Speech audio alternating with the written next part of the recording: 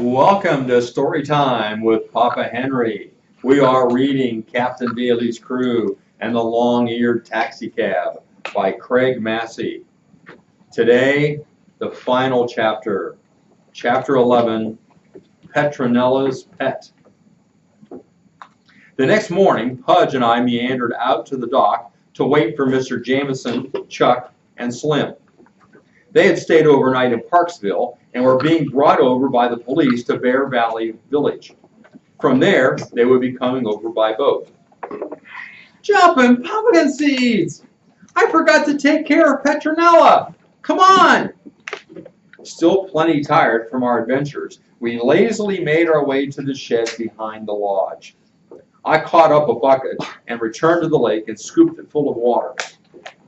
When I came back to the shed, I saw Pudge looking in the doorway. Right off, I figured something was wrong. I called, "Is Petronella all right?" There was no answer. "Come on, pal, what's up? Tell me," I said, walking up behind him. I pushed beside him and looked into the shed. Then I saw what Pudge had seen. There, beside Petronella, was a small addition. A woolly, moist thing with long, spindly legs and jackrabbit ears. I never saw anything sweeter in all my life. Pudge found his voice. "Petronella's a mother!" "Can you imagine that?" was all I could say. Petronella just looked proudly at her baby and never said a word. I doubled back to the house and within minutes had everybody oohing and awing over the addition to Pudge's family. Jennifer was there, and she was just as sweet as apple pie with powdered sugar sprinkled on top.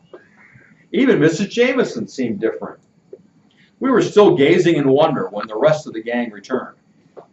Nothing much got done for the remainder of the day, unless you'd call watching a baby donkey doing something. About 5 o'clock, Pudge gasped. "Here comes that mysterious Jeremiah Quaggins. I just want to ask him a few questions." But Jeremiah had something on his mind. "You boys are good boys. I need good boys." And his voice got low and whispery. "I want you to help me with something." "What is it?" Pudge breathed. "Promise me you'll say nothing to nobody except ye four," the old man said in a pleading tone. "Sure, sure," Pudge said impatiently. "We'll promise anything. What is it?" Old Jeremiah Quaggins dug out a leather pouch from the inside of his shirt and gazed around to see if anyone else was nearby, and then cautiously pulled a square paper from the battered case and unfolded it. Then he held his hands so we couldn't see too much, but what I did see made me gasp. "Fabulous treasure from foreign planet believed to be hidden in this state." He quickly folded the paper and inserted it in the pouch without letting us see any more. Then he withdrew another piece. This turned out to be an intricately drawn map. "I've been needing help, boys, for somebody else gets to the treasure. Would you be helping me?" "Sure, sure," Pudge said. "When do we start?" "Right away tomorrow morning. I'll see you then." I guess I'll have to wait and tell you what happened the next morning some other time. At dusk, the 5 of us, Pudge, Slim, Chuck, Captain Daly, and I, were on the dock fishing for Pudge's favorite phrase, jumping pumpkin seed sunfish. Jennifer, along with Mr. and Mrs. Jameson, came down and sat beside us. We talked about the rescue and the donkey and the fishing for a while, until Mr. Jameson said, "First of all, I'd like to thank you for all you've done, fellows." Pudge spoke.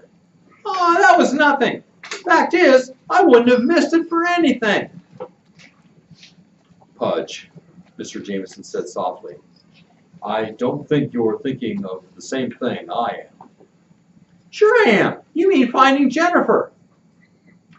"That's what I thought you meant, Pudge. But that isn't what I have in mind.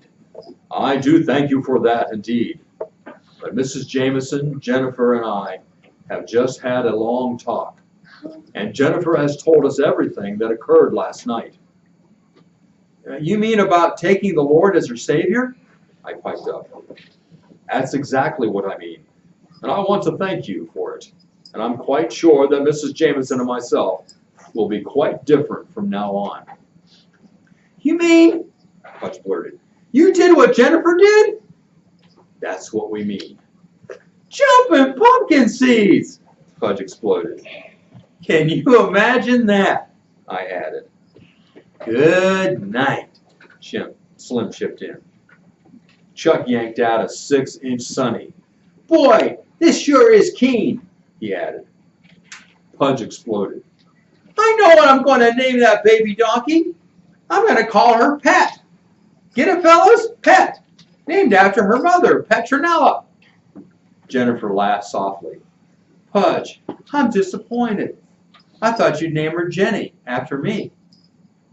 Like I said in one of the other books I wrote about our adventures, all things do work together for good for the folks who love the Lord. The end.